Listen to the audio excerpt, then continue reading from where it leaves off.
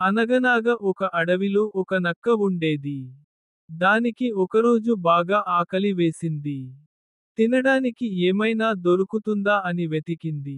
కాని నక్క ఎంత వెతికినా ఎక్కడా ఏమీ దొరకలేదు.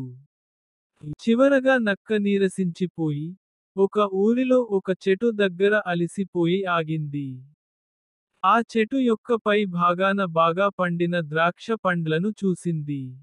అలాంటి ద్రాక్షను ఎప్పుడు కూడా చూడలేదు అని మనసులో అనుకున్నది. ఆ ద్రాక్ష చూడటానికి పెద్దగా, వంకాయ రంగులో తినడానికి సిద్ధంగా ఉన్నాయి.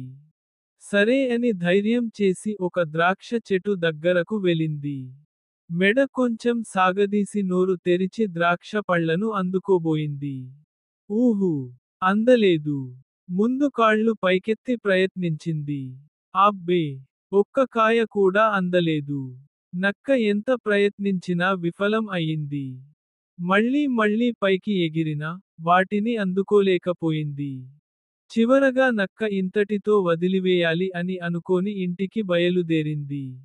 ఇంటికి వెళ్తూ మనసులో ఇలా అనుకున్నది. ఆ ద్రాక్ష ఖచ్చితంగా పుల్లటివై ఉంటాయి అని. ఇంతలో అక్కడకు వచ్చింది ఒక తోడేలు. నక్కన్ని చూసి నవ్వుతూ అడిగింది, ఏం నక్క మామా? పాపం! ఎంత ఎగిరినా ద్రాక్ష పళ్ళు అందటం లేదనుకుంటా. ఛీ ఛీ! ఈ ద్రాక్ష పళ్ళా? ఇవి చాలా పులుపు.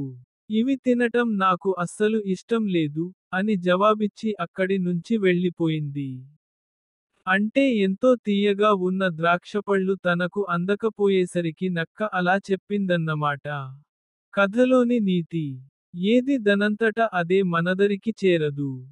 ప్రయత్న లోపం మాత్రం ఉండకూడదు. సో ఫ్రెండ్స్, మరిన్ని ఇంట్రెస్టింగ్ స్టోరీస్ కోసం మా ఛానల్ని సబ్స్క్రైబ్ చేసుకోండి. మిస్ అవకండి. గంట సింబల్ ని క్లిక్ చేయండి. Thank you for watching.